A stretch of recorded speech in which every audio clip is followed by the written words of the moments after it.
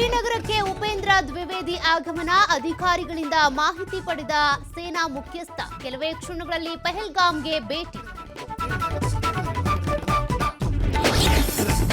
ಉಗ್ರರಿಗಾಗಿ ಸೇನೆಯಿಂದ ಬೃಹತ್ ಶೋಧ ಕಾರ್ಯ, ದಕ್ಷಿಣ ಕಾಶ್ಮೀರದಲ್ಲಿ ಭದ್ರತಾ ಪಡೆ ತೀವ್ರ ನಿಗಾ.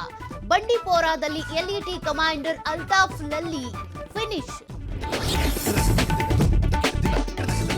ಉಗ್ರರ ದಾಳಿ ಹಿಂದಿನ ಪಾಕ್ ಕೈವಾಡ ಮತ್ತೆ ಬಯಲು, ಪ್ರವಾಸಿಗರ ಮೇಲಿನ ಅಟ್ಯಾಕ್ಗೆ ಪಾಕ್ನಲ್ಲಿ ಟ್ರೇನಿಂಗ್.